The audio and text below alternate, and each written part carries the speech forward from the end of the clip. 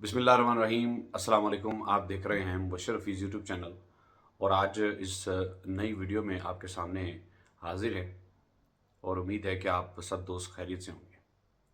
तो आज एक ऐसे टॉपिक पर बात करेंगे कि जिसके हवाले से मेरे बहुत सारे जो व्यूअर्स हैं, जो मेरे दोस्त हैं, वो कंस्ट्रक्शन की जो सैलरीज़ हैं क्रोशिया में उसके हवाले से जानना चाहते हैं। तो आज इस वीडियो में हम वो डिस्कस करेंगे। उससे पहले मेरी आपसे गुजारिश है कि आप मेरी जो वीडियोस हैं उनको शेयर कीजिए, कमेंट्स में बताइए कि किस तरह के जो टॉपिक्स हैं, किस जो आपके सवालात हैं वो मुझसे पूछ सकते हैं। और आप मेरे यूट्यूब चैनल को भी सब्सक्राइब कीजिए और मुझसे आप इंस्टाग्राम पर भी रब्ता कर सकते हैं। तो अभी हम उस टॉपिक पर वापस आते हैं। सबसे पहले तो आपको मैं बताता हूँ कि जो कंस्ट्रक्शन वर्कर्स हैं उनकी जो बेसिक सैलरी है वो 950 यूरो है। मिसाल के तौर पर अगर आप 160 घंटे पूरे महीने में काम करते हैं तो आपको जो बेसिक सैलरी है वो 950 यूरो मिलेगी। और वो आपका जो टैक्स है वो एम्प्लॉयर ही अदा करता है। आपको सिर्फ़ और सिर्फ ये 950 यूरो मिलती है, जिसे यहाँ पर क्रोशियन जो है वो क्रोशियन ज़ुबान में इसे नेटो और ब्रूटो के नाम से जाना जाता है। तो आपको जो नेटो है वो 950 यूरो है और जो ब्रूटो है वो तकरीबन 1250 यूरो बनती है। और अगर आप खुद आप ब्रूटो लेना चाहते हैं, यानी अगर आप 1250 यूरो सैलरी लेते हैं 160 घंटे की, तो जो टैक्स है वो आपको खुद पे करना पड़ता है।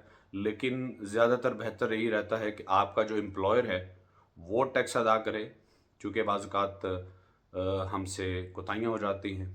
आपको चाहिए कि ये जो आपका टैक्स है वो सारा कंपनी ही हैंडल करे और आप जो नेटो एक जो आपको 950 यूरो आपके साथ जो फिक्स सैलरी है वो आपको इस तरह से मिलती है। लेकिन जो यहाँ पर ज़्यादातर जो कंस्ट्रक्शन के काम है वहाँ पर तकरीबन हर रोज़ 10 घंटे काम किया जाता है। तो आप अगर मंडे टू फ्राइडे काम करते हैं तो ये आपके तकरीबन, अगर आप 20 दिन महीने में काम करते हैं तो ये आपके तकरीबन 200 घंटे बन जाते हैं। और 200 घंटों को आप फिर इस हिसाब से कैलकुलेट करते हैं कि जिस जिस तरीके से या जिस हिसाब से आपका उन्होंने घंटा डिसाइड किया है।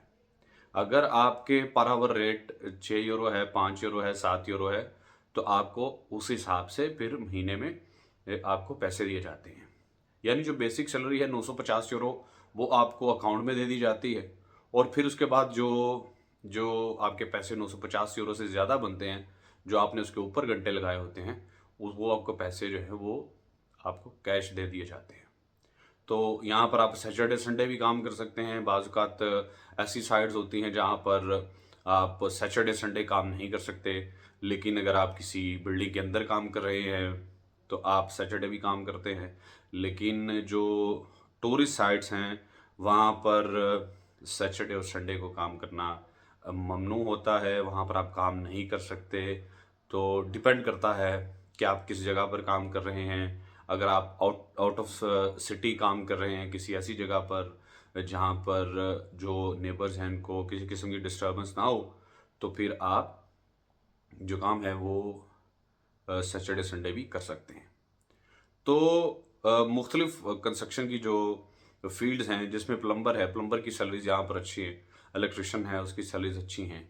और जो इंटीरियर का काम करते हैं, जो जब बिल्डिंग रेडी हो जाती है तो जो इंटीरियर का काम करते हैं उनकी सैलरीज अच्छी हैं, 7 यूरो से शुरू होती हैं। और फिर आप डिपेंड करता है कि आप को काम कितना आता है, आप में काम की कितनी लगन है, उस हिसाब से फिर आपको जो सैलरी है वो मिलती है। तो लिहाजा नॉर्मली जो यहाँ पर कंस्ट्रक्शन वर्कर्स हैं, मैं बात कर रहा हूँ अब की, जैसे ही क्रोशिया शेंजन में आया इससे पहले सैलरीज बहुत कम थी, 600-700 यूरो बेसिक सैलरी थी। उसके बाद जैसे ही क्रोशिया शेंजन में आया तो इसकी 200 से 300 यूरो जो बेसिक सैलरी में फ़र्क आया। और बेसिक सैलरी के बाद डिपेंड करता है कि आप कितने घंटे काम कर रहे हैं। तो इससे पहले तो कूनाज में, चूँकि यहाँ पर जो इनकी अपनी करेंसी थी कूना थी, वो कूना चल रही थी, तो यहाँ पर नॉर्मली 4000 और 4500 कूना पर मंथ सैलरी थी और वो तकरीबन 400-500 यूरो बनती थी। लेकिन जैसे ही क्रोशिया शेंजन में गया है तो सैलरीज में भी काफ़ी ज़्यादा फ़र्क पड़ा है। और चूँकि ये एक डेवलपिंग कंट्री है, अभी यहाँ पर बहुत ज़्यादा डेवलपमेंट हो रही है। मैं यही रिकमेंड करूँगा कि जिन लोगों को, जिन दोस्तों को इंटीरियर का काम का आता है, जो प्लम्बर हैं, जो इलेक्ट्रिशियंस हैं, और फिर उसके बाद जो भी इंटीरियर के मुख्तलिफ काम हैं, अगर वो किसी काम को अच्छे तरीके से जानते हैं, वो कतर में बैठे हैं या किसी और कंट्री में बैठे हैं, पाकिस्तान में हैं या एशियन किसी कंट्री में मौजूद हैं, तो वो यहाँ पर कंस्ट्रक्शन कंपनीज में अप्लाई कर सकते हैं और यहाँ पर आकर अच्छे से काम कर सकते हैं। चूँकि ये डेवलपिंग कंट्री है, यहाँ पर काम बहुत ज़्यादा है और आहिस्ता आहिस्ता से यहाँ पर बहुत ज़्यादा डेवलपमेंट हो रही है। और उसमें आपको ये भी ऐड करता चाहता हूँ कि जो बाज़ कंस्ट्रक्शन की कंपनीज़ हैं वो आपको फूड भी प्रोवाइड करती हैं, अकोमोडेशन तो प्रोवाइड करती हैं, और ये जो 950 यूरो बेसिक सैलरी है, ये आफ्टर अकोमोडेशन है, यानी आपको अकोमोडेशन के पैसे पे नहीं करने पड़ते, आपको फूड के पैसे पे नहीं करने पड़ते, आपको ट्रांसपोर्ट के पैसे पे नहीं करने पड़ते। तो ये जो 950 यूरो है, आप बिल्कुल, ये नीट एंड क्लीन मनी है, आपको किसी किस्म का टैक्स नहीं देना पड़ता। आपका जो टैक्स है वो आपका एम्प्लॉयर पे करता है। तो ये सारी चीज़ें समझने की हैं। बहुत सारे दोस्त ये समझते हैं कि शायद अगर 950 यूरो अगर उनको मिलते हैं तो वो उसमें से अपना टैक्स भी अदा करते हैं।